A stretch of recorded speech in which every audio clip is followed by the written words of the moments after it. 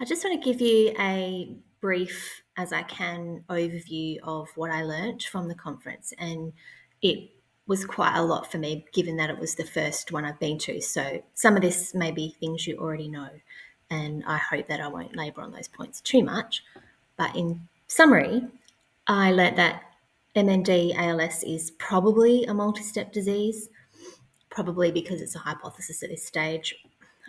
That biomarkers are absolutely a key focus of current research, and there's a lot of work going on with neurofilament light chains and TDP43, both of which are relevant to us. Some medications are being identified as a possible contributor to the onset of ALS, and these have been taken up to 5 to 10 years before diagnosis. As we know, environmental triggers are not well understood, and it's acknowledged that much more research is needed, and particularly with mutation carriers, and I'll explain more about that. And should go without saying, but maybe not, treatments for genetic ALS must be safe, given early, and reach the brain and spinal cord. So the keynote presentation really talked about the multi-step hypothesis in ALS, which was published in a paper, and it's about 10 years old, so maybe 5. It's not brand new information, but it essentially is hypothesizing that it's a disease similar to cancer, where you need a bunch of factors to happen in order for you to get sick, and if those are not all there, you may not get ill. The other things that might fill the gap are environmental factors, so maybe exposure to medications, lifestyle choices like smoking, chemicals that you use in the garden, that sort of thing. And then, of course, other genes that you might have, or mutations you might have, that interact with the C9orf72 to create a problematic environment. And the passage of time, which we know is a major influencer of when people get sick, although not exactly perfect. And for C9orf72, the hypothesis suggests that 3 of the steps are already met by the repeat expansion, and there are only 3 more steps remaining. So pretty important to find out what those other 3 steps are. I don't want to spend too much time on this because it'll get discussed later, and also I think there's not a lot of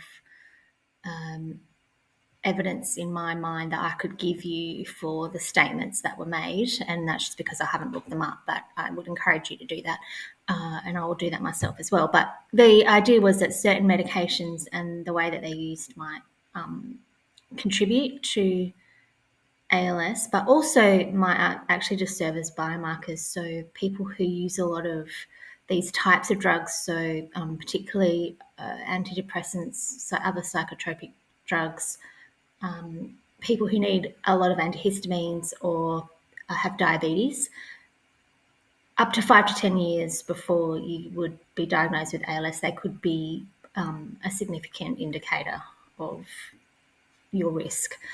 However, I think there's a lot more to be done in this space.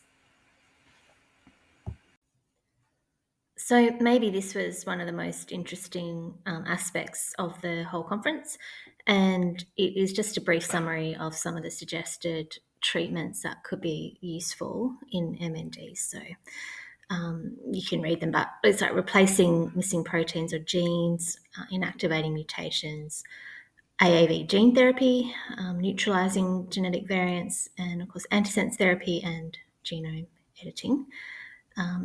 And I think one of the major points of interest for me was an explanation of why some recent trials have failed in regards to C9orf72. And I think, speaking for myself, they were quite saddening, because the patients taking the treatments actually progressed faster and got sicker. And so it was really good that somebody looked at addressing those, and I apologise, I can't remember what the speaker was, but said that maybe it was due to toxic ASO chemistry, or that was only partially targeting the disease mechanism, or perhaps there was a failure to engage the target. So, I mean, that's pretty vague, but as far as I understand it, we're trying to follow up on why they didn't work. And I didn't take too much disappointment from that, because as I was speaking to another researcher, their takeaway from the whole conference, I guess, was that we are doing a lot more translational research than ever before. So as much as disappointing results can be discouraging, it's really important that researchers publish these findings so that we know what doesn't work. And so I think we can just be encouraged by that.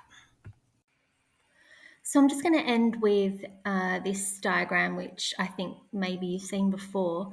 It is just a nice overview of what we need for a successful approach to therapy. So some of the key aspects are we're moving towards hopefully precision medicine, so really targeted therapies, and it just looks like we can't apply the same techniques to all types of genetic MND ALS or to sporadic. It's a different mechanism in every iteration, so expect to see some movement toward that. Some of the cellular targets that were spoken about at the conference were astrocytes, and there was a really technical discussion about that, which I can't really explain to you, but suffice it to say that things are outside of the traditional just looking at one thing in the past. We did have somebody who was an immunologist, and I think that's going to be really important as well. So overall reducing inflammation in the nervous system could be super helpful. There were people there who also talked about microglia, and there's definitely specializations among different researchers who only look at one type of cell. And this being another immune cell, it might also have a part to play in disease progression. And of course, motor neurons as a whole. So some of the other things we need to look at are disease mechanisms, so stuff like oxidative stress, mitochondrial dysfunction. The list really goes on there into quite technical things. And then, of course, we talked about some of the environmental factors like toxins, viruses, metals, smoking, head trauma, and maybe too much intense physical activity was raised as well. And preventative neurology, which I was happy to hear about that. So identifying individuals at high risk, so we're working towards that. Early detection will be incredibly helpful, and preclinical biomarkers, which, yay, I think we all want to know exactly what's going on long before we get sick. So I guess the overall message of this image is that a combination of different types of therapy are going to be really important. And because this is the last slide, I haven't probably remembered everything or shared everything that I could have thought of. I'm happy to take any questions, so you can contact me through Jean, or I'm on Facebook, or my email address is Taryn, taryn.hunt@gmail.com. I'm happy to keep working as an advocate in this space. I think it's something that I think will benefit me and all of you, hopefully, but is something that I've also got skills as a librarian and a research assistant, so hopefully I can keep abreast of changes and also let you know as things come up. That may or may not be helpful, but yeah, thanks so much for listening. I hope it was good.